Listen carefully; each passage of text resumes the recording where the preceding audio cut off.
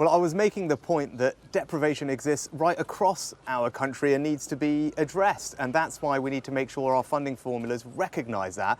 And people who need help and extra investment aren't just limited to big urban areas. You find them in towns across the United Kingdom and in rural areas too. And that was a point I was making, that our funding formulas that fail to recognise that are out of date and they needed changing. That's work that I started doing as local government minister, and I'm actually pleased as Chief Secretary and Chancellor to have been able to change the rules of the Treasury to make sure that we get investment in all our regions and to create things like the Levelling Up Fund, which puts investment in communities across the country.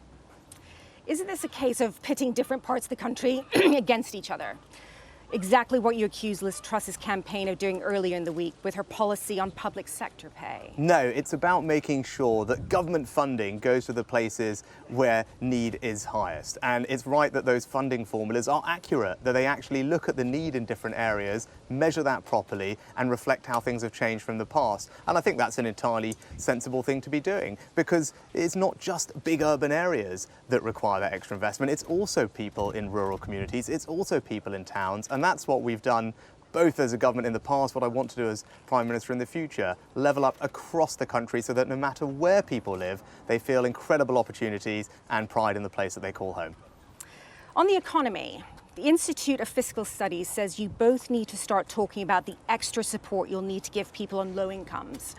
What targeted support will you offer? Do you accept you'll need to do more and quickly? Well, what the Institute of Fiscal Studies also said is that the priority right now has got to be to tackle inflation, and that's my priority. Now, we heard from the Bank of England yesterday, clearly the economy faces challenges. The rates are flashing red, and the root cause of that is inflation. And I want to grip inflation, not fuel it and make it worse. And plans that pump tens of billions of pounds of borrowed money into the economy at a time of already rising inflation risk doing exactly that, making prices go higher, last longer, push up mortgage rates.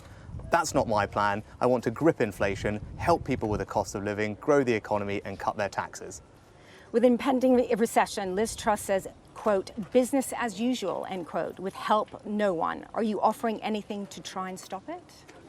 Well, actually, what I announced as Chancellor was significant support to help particularly the most vulnerable families in our country get through the autumn and winter. That's worth around £1,200 in total. But now that we know bills are going to be higher than they were when we did that, it's right that we go further. As Prime Minister, I want to cut VAT on energy bills this autumn. And as people have seen from me over the past couple of years, I always stand ready to help the British economy and families through difficult times. They can trust me to do that because they've seen me do it before.